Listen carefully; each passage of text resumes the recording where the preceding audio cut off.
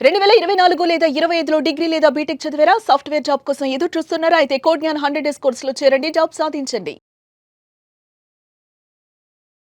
నమస్తే. Welcome to Suman TV. ప్రస్తుతం మనతో పాటు హైకోర్టు అడ్వకేట్ నాగేశ్వరరావు పూజారి గారు ఉన్నారు. వారితో మాట్లాడదాం. Hello sir. హలో అండి.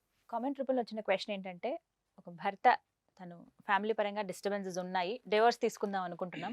అయితే ఫస్ట్ నేను ప్రొసీడ్ అవ్వాలంటే ఇది కరెక్ట్ కాదు అని నాకు కొందరు సలహా ఇస్తున్నారండి. లీగల్‌గా నాకు ఒక అడ్వైస్ కావాలని అడుగుతున్నారు. భర్త ముందుగా విడాకులకి అప్లై చేస్తే అది చెల్లదు. అసలు అది యాక్సెప్ట్ చెయ్యదు కోర్టు అని అంటున్నారు. ఇది ఎంతవరకు నిజం అని అడుగుతున్నారు. ఫస్ట్ మనకొచ్చిన ప్రాబ్లమ్ ఏంది అంటే, చాలా మందికి డైవర్స్ ప్రొసీడింగ్స్ మీద అవగాహన లేదు ఫస్ట్ ఆఫ్ ఆల్. హ్మ్. ఎందుకు అవగాహన లేదు అంటే ఏందంటే, డైవర్స్ అనేది గత కొంతకాలం నుంచి కేసెస్ పెరుగుతూ ఉన్నాయి.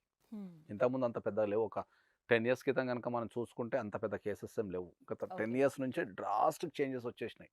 హ్మ్.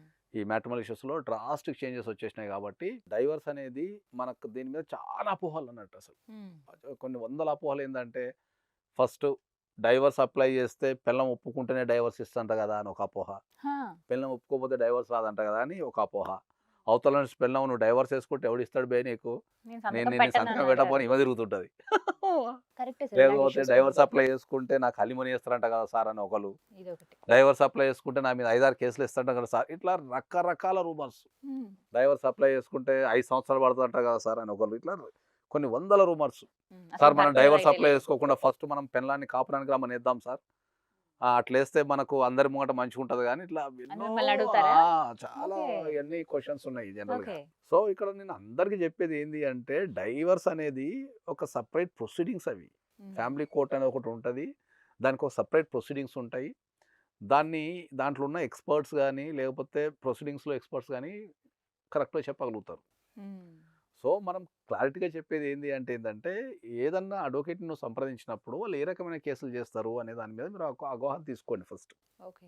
రెండోది ఏంది అంటే, ఇప్పుడు మనం ప్రధానంగా మనం విషయానికొస్తే గనక, ఇప్పటికి నేను చాలా వేదికల మీద, చాలా సందర్భాల్లో చెప్పినేందంటే, డైవర్స్ అనేది హ్మ్. ఆడవాళ్ళకి గానీ, మగవాళ్ళకి గానీ అట్లా సెపరేట్‌గా ఏం రాయలే చట్టంలో. ఓకే. చట్టం రాసేటప్పుడే అక్కడ స్పౌస్ అనే పదాన్ని ఉపయోగించారు. హ్మ్. అంతే తప్ప ఆడవాళ్ళు అప్లై చేసుకుంటే వస్తదంట గదా! మగవాళ్ళు అప్లై చేసుకుంటే రాదంట గదా! అట్లేం లేదు దాంట్లో. ఓకే. డైవర్స్ అనే పదం మనకందరికీ కామన్ భాషలో అర్థమయ్యే పదం ఏంది డైవర్స్ అంటే? హ్మ్. ఒక ఇద్దరు వ్యక్తులు కలిసి దూరంగా. ఉండలేని పరిస్థితిని, కలిసి ఉండలేకపోవడానికి చాలా కారణాలుండొచ్చు. అవును.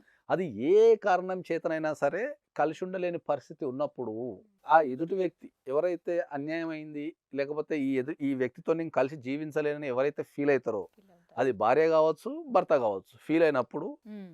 వాళ్ళు కోర్ట్‌కెళ్ళి ఈ కారణాల వల్ల హ్మ్. నేను కలిసి ఉండలేకపోతున్నా కాబట్టి నాకు డైవోర్స్ ఇవ్వండి అని అనడమే డైవోర్స్ ప్రాసెస్ అంతే ఇంకా. యెస్. దీన్ని అదే. దేనితోని మనం ముడిపెట్టనీకి లేదు. హా! ఓకే. కానీ ఇక్కడ భర్త అడిగితే అది తప్పు కుదరదనేది అది. తప్పంటారా? ఎంత చదువుకున్న వ్యక్తులకైనా చెప్పి నోరు పోతుంది తప్ప వాళ్ళలో మార్పు రాదు. ఎందుకు ఇలాంటి ఆలోచన వచ్చిందసలు? ఎందుకు ఇలాంటి ఆలోచన వచ్చిందంటే ఒక ఆలోచన అనేది ఎప్పుడు కూడా ఏందంటే ఆడవాళ్ళుకి చట్టాలు అనుకూలంగా ఉన్నాయి. హ్మ్.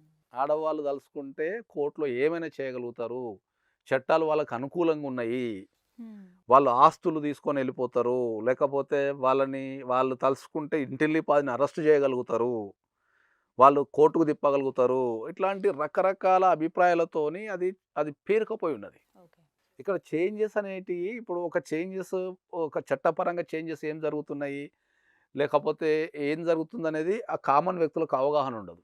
హ్మ్. ఇప్పటికొచ్చి భార్య కంప్లెయింట్ ఇస్తే అరెస్ట్ చేస్తారంట కదా సార్ అని అడుగుతారు. హ్మ్. యెస్. అరెస్ట్ చేస్తుండే ఎప్పుడు? 1982లో అరెస్ట్ చేస్తుండే. 85లో అరెస్ట్ చేస్తుండే. 95లో అరెస్ట్ చేస్తుండే. ఇప్పుడు ఆ అలాంటి చట్టం క్రమేణా వచ్చేసి ఏం చేసింది? ఇప్పుడు అరెస్ట్ అనేది లేదు భార్యాభర్తల కేసులలో. ఓకే. కౌన్సెలింగ్ ఇవ్వాలా? లేదంటే కోర్ట్‌కు పంపించేయాలా? కోర్ట్ విల్ డిసైడ్ డైవోర్స్ ఇవ్వాలా వద్దా అనేది కోర్ట్ విల్ డిసైడ్. హ్మ్. సో, అక్కడ కోర్ట్‌లో నువ్వు డైవోర్స్ అడగటానికి గల కారణాలు రాసి, హ్మ్. వాటిని మీరు ప్రూవ్ చేసుకోగలిగితే కేస్ విన్ అయిపోతారు. Hmm. As much as simple. దీన్ని హైయెస్ట్ కాంప్లికేటెడ్ చేసి, దీన్ని రకరకాల ఇష్యూలతోని కలిపేసి, దాన్ని ఎవ్వనికి అర్థం కాకుండా ఒక పదార్థాన్ని తయారు చేసేసి, ఇటు తెలిసి తెలవక ఇవన్నీ మాట్లాడుతుంటారు. బట్ అది తప్పంటారు. చాలా తప్పది. ఇవన్నీ మరి ఎలా రకరకాల సార్ ప్రాసెస్ కేసులవి. ఎలా సార్? కామన్ గానేనా? ఇప్పుడు కామన్‌గా ఎలా? మీకు దగ్గరలో ఉన్న ఒక అడ్వకేట్ దగ్గరికెళ్ళండి. ఆ! డైవర్స్ గ్రౌండ్స్ ఉంటాయి ఇప్పుడు. మీకు డైవర్స్ గ్రౌండ్స్‌లో మనకు చాలా రకాల గ్రౌండ్స్ ఉంటాయి. డెజర్షన్ గ్రౌండ్ అని ఒకటుంటది. క్రుయాలిటీ గ్రౌండ్ ఉంటది. అడల్టరీ గ్రౌండ్ ఉంటది. ఇంకా అనల్మెంట్ ఆఫ్ మ్యారేజ్ అని ఇట్లా రకరకాల గ్రౌండ్స్ ఉంటాయి. ఓకే. అన్నిటికి ఇప్పుడు డెజర్షన్ గ్రౌండ్‌కి ఒక విషయాన్ని సాటిస్ఫై చేస్తే సరిపోతుంది. ఏంది? 2 సంవత్సరాలు విడిగా ఉంటే డైవర్స్ అప్లై చేసుకోవచ్చు. అంతే ఇక. 2 ఇయర్స్. ఓకే. కోర్ట్‌కెళ్ళి మేము 2 సంవత్సరాలు సెపరేట్‌గా ఉన్నాము. హ్మ్. ఈ 2 సంవత్సరాలు మనం కలిసి లేము. ఈ 2 సంవత్సరాలు మేము విడిగా ఉండడం ద్వారా ఫ్యూచర్‌లో కలిసే ఛాన్స్ కూడా లేదు ఇంకా మాకు అని నిరూపించేసుకుంటే డైవర్స్ వచ్చేస్తది. ఇందాక మాటల్లో చెప్పినట్టు ఒకవేళ భార్య సంతకం పెట్టడానికి ఇష్టపడకపోతే అప్పుడు సార్ అలాంటి భార్య వాళ్ళకి కొంచెం సంతకాన్ని ఎవడు అడుగుతున్నారు మేడం? ఇప్పుడు అదే కదా నేను మొత్తుకునేది.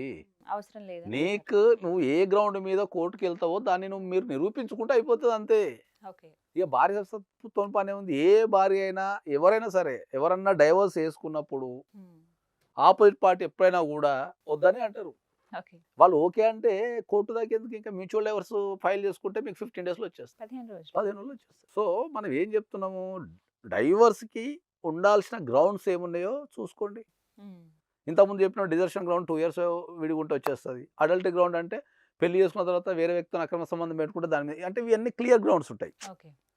అనల్మెంట్ ఆఫ్ మ్యారేజ్ అంటే మీరు మోసం చేయడం ద్వారా గానీ, అబద్ధం ఆడటం ద్వారా గానీ, లేకపోతే కన్సీల్ చేయడం ద్వారా గానీ, కోర్షియను, ఫోర్సు, నువ్వు నన్ను పెళ్లి చేసుకోకపోతే నేను చచ్చిపోతా అని గానీ, లేకపోతే ఓకే.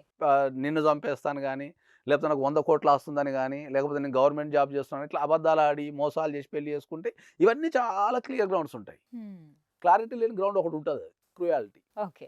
ఫైన్. తల్లిదండ్రులతోని విడిగుండు అని భార్య ఫోర్స్ చేస్తే అది క్రుయాలిటీ. సుప్రీంకోర్టు చాలా క్లియర్‌గా చెప్పింది. ఈ మీ భార్య ఎప్పుడన్నా తల్లిదండ్రులతోని విడిగుండాలని ఫోర్స్ చేసి నిన్ను ఇబ్బంది పెడుతుంటే డైవర్స్ ఇచ్చేసేయ్ అని చెప్పేసి. కోర్టు చెప్పిన మాట.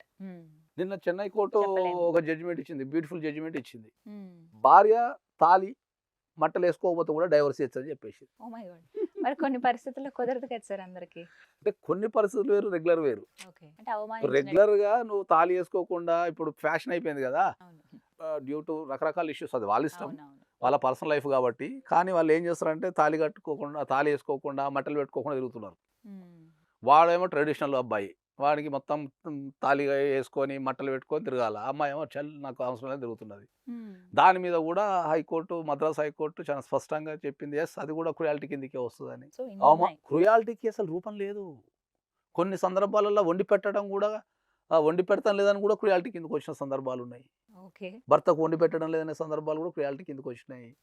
సెక్స్‌కు సహకరించకపోవడం కూడా క్రుయాలిటీ కిందకే వస్తది. అట్లా క్రుయాలిటీకి ఇది గ్రౌండ్ అనేది ఏం లేదు దానికి. అక్కడున్న పర్సన్ బట్టి అడ్వకేట్ క్రియేట్ చేస్తాడు. సో నేను అందరికీ మళ్ళొకసారి గట్టిగా చెప్పేది ఏంటంటే, ఈ వీడియో సముఖంగా మీరు అందరూ అర్థం చేసుకోవాల్సింది ఏంటంటే, మగవాళ్ళు డైవర్స్ అప్లై చేసుకోవాలి, ఒక అమ్మాయితో మేము కలిసి ఉండలేము అనుకుంటే మీరు ధైర్యంగా కోర్టుకెళ్ళి ఒక మంచి అడ్వకేట్ని, ఒక ఎక్స్పర్ట్ని పెట్టుకొని మీరు ధైర్యంగా కోర్టుకెళ్ళి మీరు డైవర్స్ వేసుకోండి. మీకు డెఫినెట్లీ వస్తాయి. మీ ఆవిడ ఒప్పుకున్నా ఒప్పుకోకపోయినా. ఇది ఫైనల్. ఫైనల్ అది. Right sir. థ్యాంక్ యూ అండి.